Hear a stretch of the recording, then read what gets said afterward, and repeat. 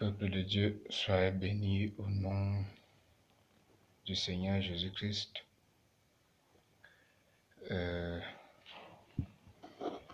Aujourd'hui, particulièrement, je vais parler de certains pasteurs qui sont entrés dans le corps de Christ, qui essaient de tannir l'image de Christ d'une certaine façon, d'une manière ou d'une autre. Voilà. Ils essaient de tannir l'image de Christ, ils essayent de faire en sorte que nous, chrétiens, n'ayons plus la possibilité de prêcher l'évangile, afin que chaque fois qu'un chrétien va vouloir apporter l'évangile à son frère ou à sa soeur, qu'il soit repoussé. On dira, vous les églises de réveil là, qu'est-ce que vous allez encore dire aux gens? Donc, il faut vraiment que le corps de Christ lise la Bible. Il faut vraiment que le corps de Christ se réveille pour que nous chassons avec rage et avec force, avec puissance, ces loups, ces personnes qui viennent infiltrer du n'importe quoi dans le corps de Christ. De ces personnes qui ont pour but d'attirer le maximum d'âmes en enfer. Ces personnes qui ont pour objectif premier de détruire les hommes, de détruire toutes les capacités divines placées dans l'homme, toutes les capacités divines à faire retenir en homme l'évangile pur. Nous devons faire tout. Nous devons nous rassembler, nous les chrétiens du monde, parce que pour que nous chassons ces étrangers. Moi je les appelle étrangers parce qu'ils ne sont pas du corps du Christ. Ils étaient avec nous, mais ils ne sont plus avec nous. Ils sont quittés du milieu de nous, ils sont devenus ce qu'ils sont devenus. Donc, il y a une vidéo qui m'a vraiment touché, deux vidéos en fait. La première, un pasteur qui délivre avec un ballon de football. Vraiment, je ne pouvais pas passer sans parler de ça. Cette vidéo a fait le buzz sur Facebook et sur YouTube. Un pasteur qui délivre avec un ballon de football. C'est simplement de la sorcellerie. C'est un contrôle, l'enchantement, c'est l'envoûtement. Qui sait, peut-être avec une bague dans la poche, il joue un ballon de football, il dribble les gens, il délivre. Bien aimé, nous devons savoir que notre exemple ici, c'est Jésus-Christ. Notre exemple, c'est Jésus-Christ. Si nous ne pouvons pas imiter Jésus-Christ, ça ne sert à rien de dire qu'on sait Dieu. Si nous ne pouvons pas avoir pour modèle Christ, ça ne sert à rien de dire que nous sommes chrétiens. Si nous ne pouvons pas avoir pour modèle la croix du Seigneur Jésus-Christ, ça ne sert à rien de dire que je suis chrétien et d'arriver et d'aller dans les assemblées pour te pervertir encore le moral davantage. Le modèle, c'est Christ. Et Christ, c'est sa parole. Sa parole, c'est dans les Saintes Écritures. Donc, bien aimé, vraiment, cette vidéo m'a beaucoup touché. Je vais vous faire voir en quelques instants la vidéo et nous allons poursuivre la suite de cette vidéo, mes frères.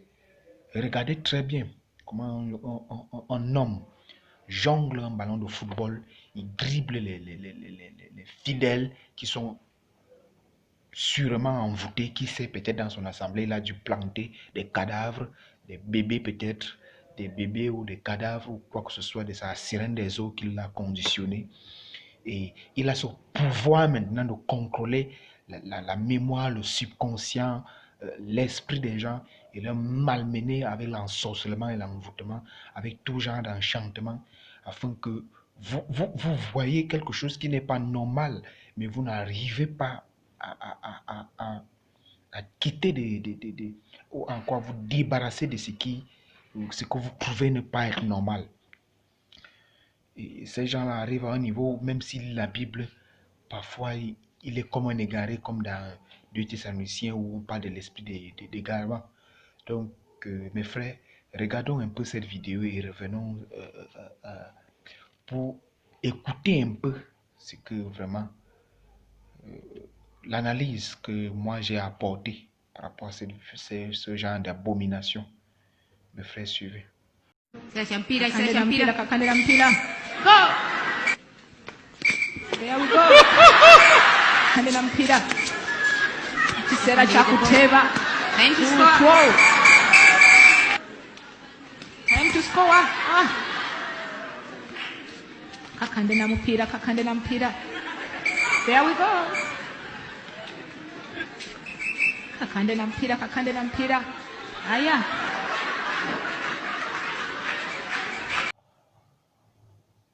Bien-aimés, vous me regardez l'abomination. Regardons ce qui ne va pas.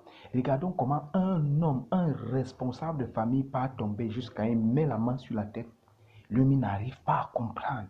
Il ne comprend pas ce qu'il arrive. Et ce n'est pas qu'il ne comprend pas parce que c'est le Saint-Esprit qui l'a poussé, non. Il ne comprend pas l'ensorcellement qui arrive à le faire tomber. Il ne comprend pas comment c'est quand il part vers le ballon qu'il commence à ressentir le titillement. Avant d'arriver avant le ballon, personne n'est titillé, personne ne bouge, personne ne tombe en transe. Mais dès qu'on arrive vers le ballon enchanté, vers le monsieur enchanté qui a sûrement une bague dans la bouche ou un ossement humain ou quoi, ou je ne sais pas quoi, directement soi-disant l'onction diabolique. Moi, je ne sais pas, ce n'est pas l'onction du Saint-Esprit, mais l'onction diabolique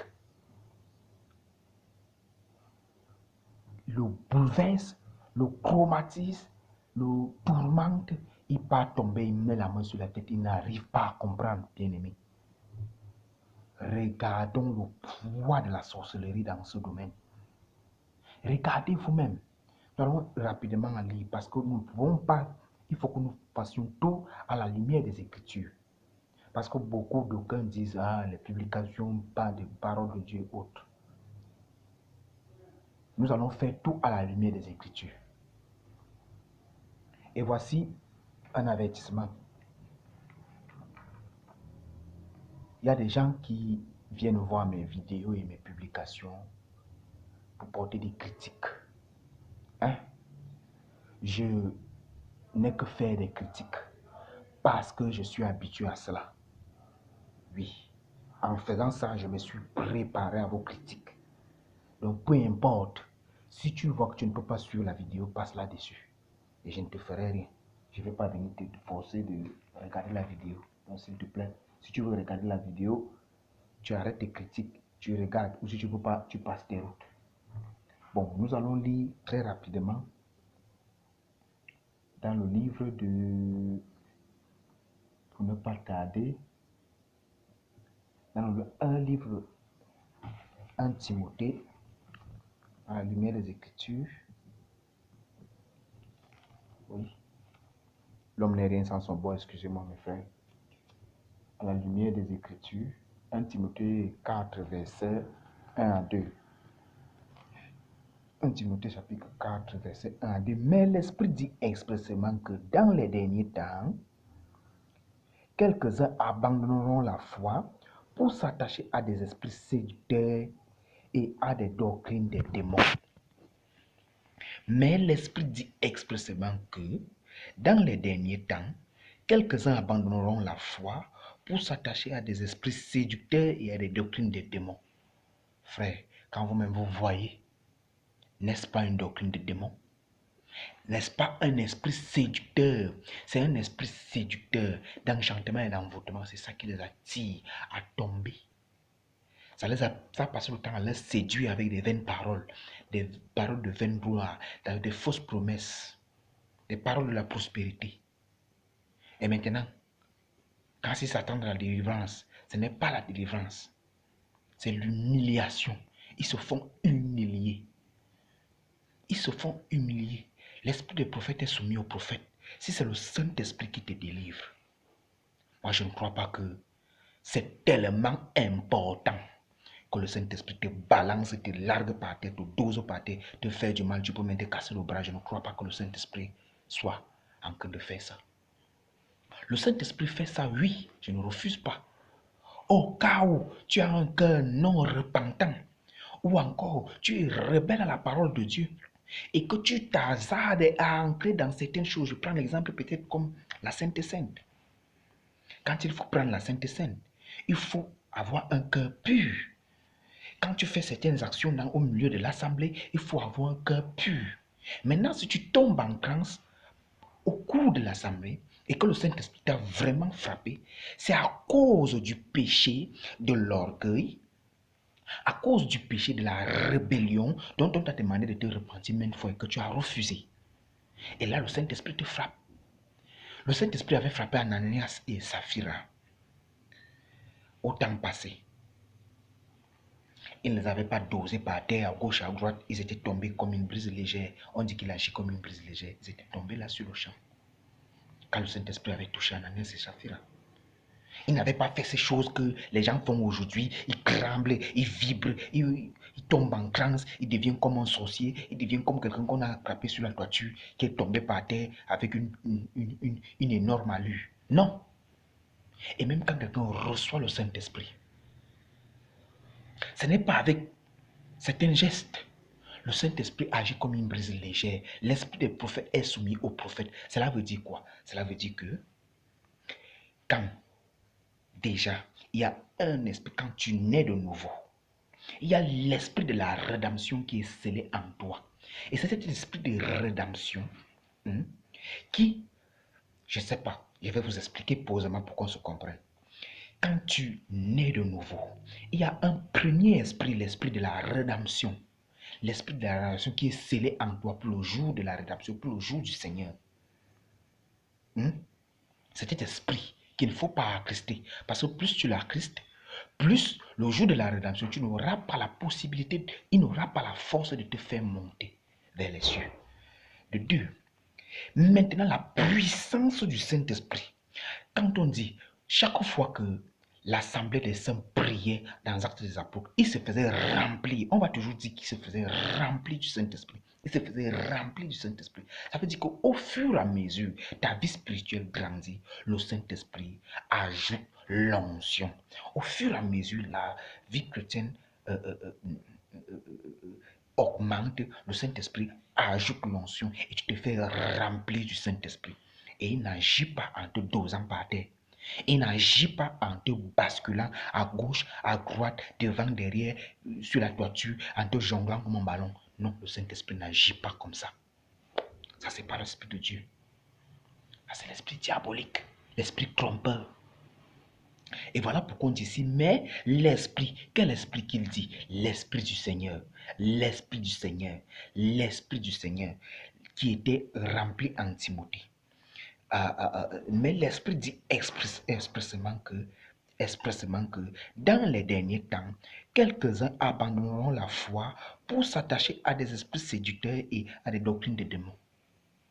On te prêche l'évangile jusqu'à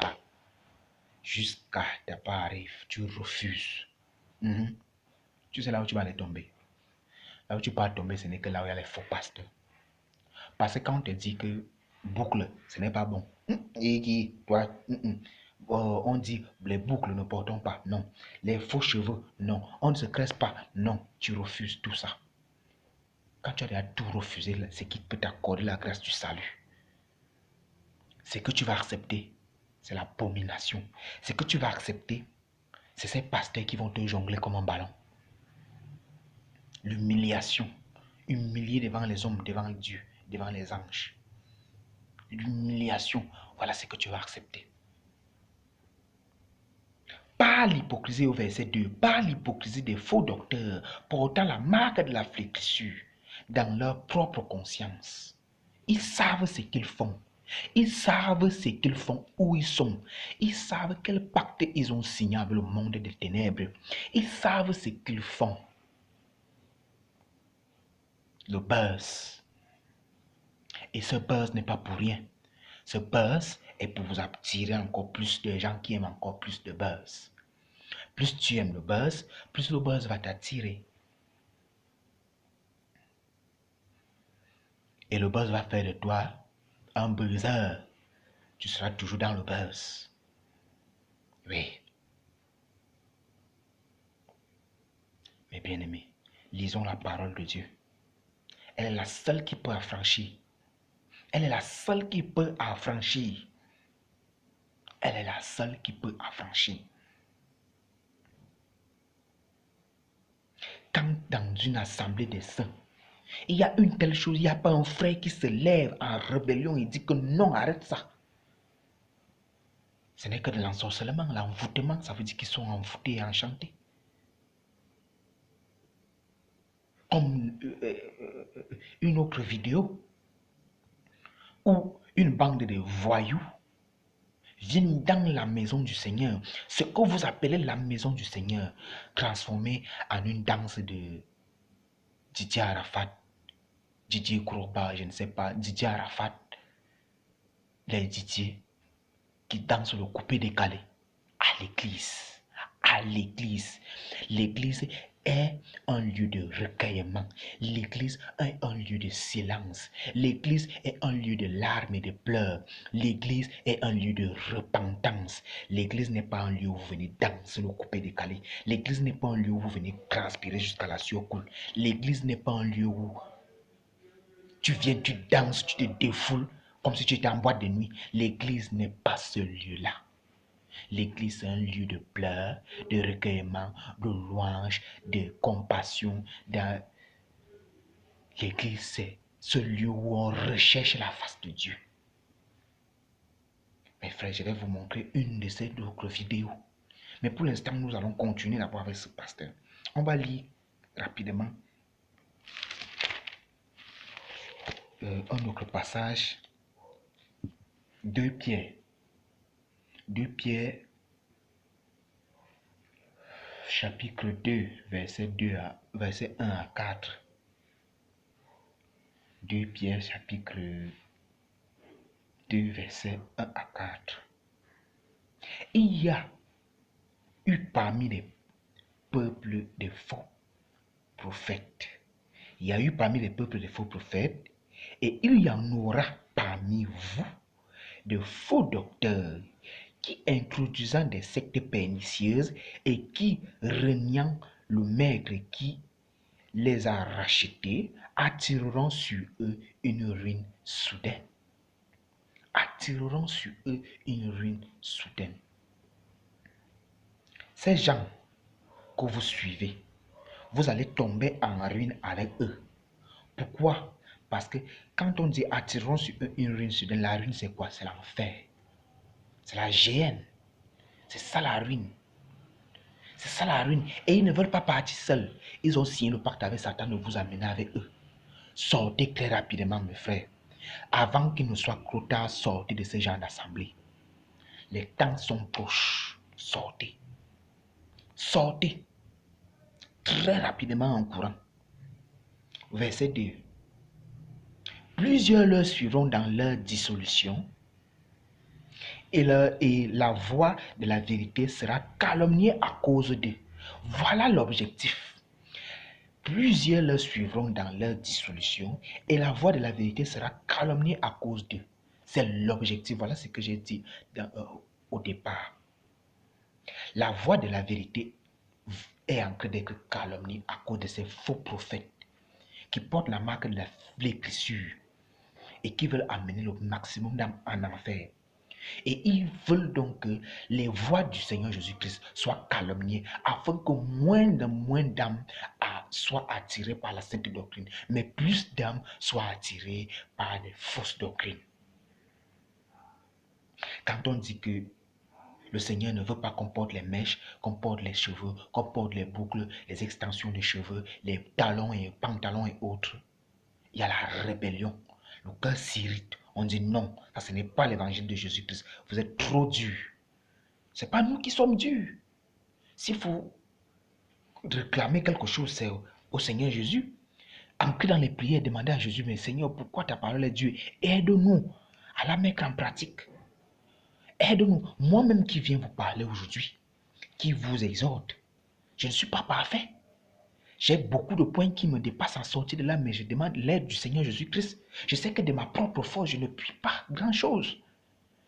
Je puis tout par celui qui me fortifie. Et qui me fortifie, c'est le Seigneur Jésus-Christ.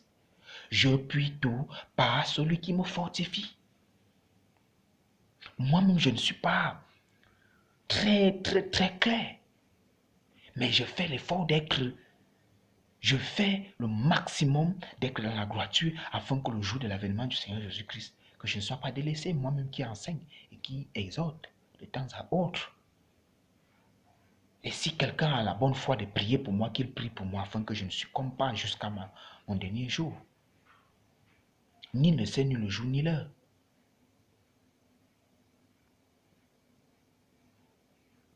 Plusieurs les suivront dans leur dissolution, dans leur désordre, dans leur abomination.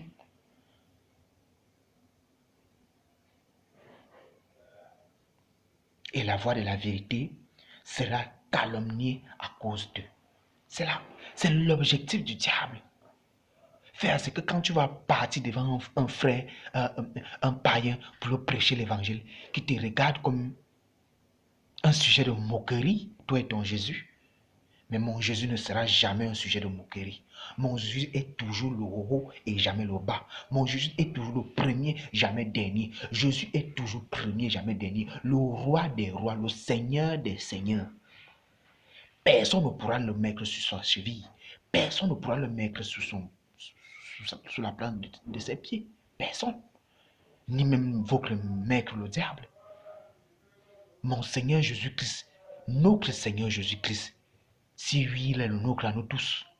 Mais à moi, il est l'unique, le véritable, le seul qui a fait une œuvre excellente sur la croix du Calvaire.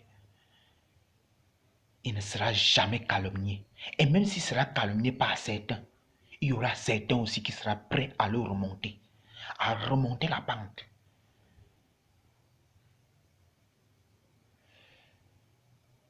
Mes frères, je vais vous montrer notre abominable vidéo de ces enfants qui viennent danser le coupé-décalé à l'église d'une manière sauvage,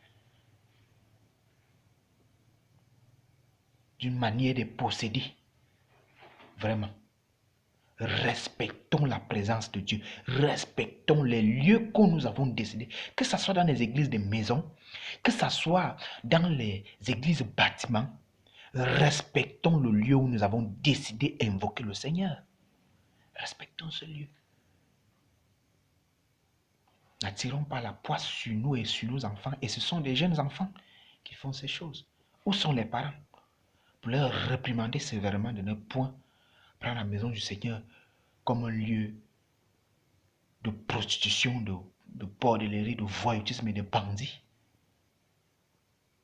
Ça ne suffit pas que les bandits évangéliques, les bandits, les sorciers, les escrocs évangéliques viennent de toutes parts voler la gloire de Dieu. Il faut aussi que les jeunes commencent à venir danser le coupé-décalé. L'enfer est en train de s'enrichir. Faisons très attention. Mes frères, très rapidement, je vais vous faire voir la vidéo. Et vous allez vous-même témoigner si c'est normal que des enfants viennent danser le coupé-décalé à l'église. Aïe!